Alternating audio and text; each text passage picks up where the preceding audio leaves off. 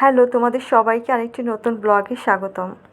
আজকের ব্লগেও তোমাদের সাথে একটু রান্না শেয়ার করব। আর রান্নাবান্না তো প্রতিদিনই করতে হয়, এটা তো আর নতুন কিছু না। আর সেই সাথে তোমাদের সাথে কিছু কথাও শেয়ার করব।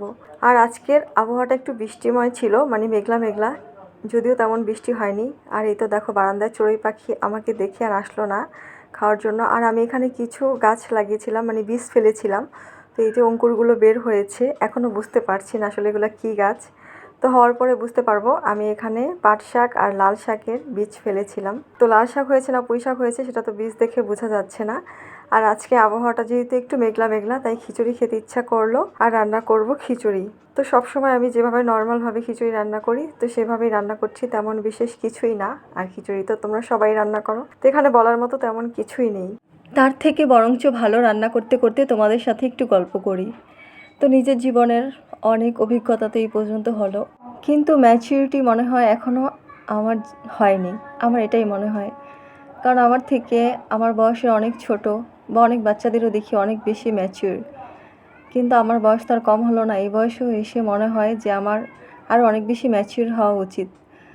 তো যাই হোক, না হলে আর কি করব, আসলে এটা তো আর বলে কয়ে হয় না। এটা হচ্ছে যার যার মনোগত একটা ব্যাপার। কিন্তু কিছু জিনিসের সাথে যদি আমরা আপোষ করি, একটু ভালোভাবে বলি, তাহলে মনে হয় সেই কাজটা খুব সহজেই হয়ে যায়। সর্বক্ষেত্রে রাগ করা আসলে ভালো না। যদিও জানি এই জিনিসটা আমার সাথে যেটা হচ্ছে সেটা ন্যায় হচ্ছে না, অন্যায়ই হচ্ছে, আমি সঠিক। তারপরও কিছু ক্ষেত্রে যদি আমি বলি যে আসলে আমি ভুল, তুমি সঠিক, সেক্ষেত্রে কিন্তু সেই কাজটা অনেকাংশেই সহজ হয়ে যায়। তো এখন আসলে অনেক কিছু নিয়ে আর তর্ক করি না, তর্ক করা ছেড়ে দিয়েছি। কিন্তু হ্যাঁ, অবশ্যই নিজের আত্মসম্মানের দিকে যথেষ্ট বেশি সিরিয়াস আমি। আর আমার আত্মসম্মানকে অনেকে আমার ইগো মনে করে। তো সেটাতে আসলে আমার কিছু করার নেই, কারণ আমার আত্মসম্মান বোধ অনেক বেশি, আমার কাছে সেটাই মনে হয়। তো আজকে যেমন ধরো আমার একটা কাজ, সেটা কিন্তু আমি আপোষের মাধ্যমে করিয়ে নিলাম।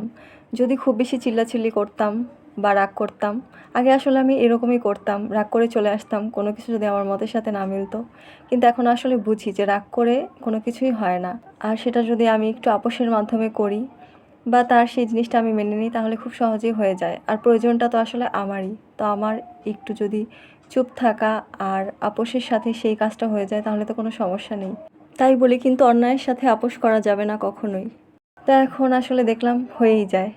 তো এই যে আস্তে আস্তে করে অনেক অভিজ্ঞতা হচ্ছে জীবনে। আর আমি জানো, একটা ছোট বাচ্চার থেকেও শিখি। জীবনে শেখার মনে হয় কোনো শেষ নেই। শিখছি এবং যতদিন বেঁচে থাকবো শিখেই যাব।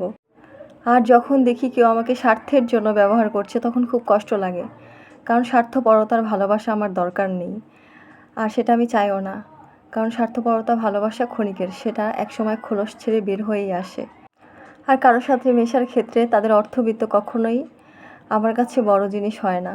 সেখানে হয় ভালোবাসা এবং মন মানসিকতা, এটাই বেশি প্রাধান্য পায় আমার কাছে। আর এই যে দেখো, গল্প করতে করতে আমার রান্না করাও কিন্তু কমপ্লিট। আর খুব তাড়াতাড়ি সহজভাবে কিন্তু খিচুড়িটা রান্না করে ফেলেছি। আর আমি একটা আচার তৈরি করেছিলাম, আম, রসুন আর মরিচ দিয়ে। আচারটা কিন্তু খুব বেশি ভালো হয়েছিল খেতে। আর এই খিচুড়ির সাথে এই আচারটা খেতে অনেক বেশি ভালো লাগে। আর ভাজা দিয়ে খিচুড়ি খেতে আমার অনেক বেশি ভালো লাগে, তার মধ্যে আলু ভাজা হচ্ছে সব থেকে বেশি প্রিয়। আর আজকে এই খিচুড়ি খেতে খেতে তোমাদের কাছ থেকে বিদায় নিচ্ছি। তোমরা ভালো এবং সুস্থ থাকো, দেখা হবে আরেকটি নতুন ব্লগে।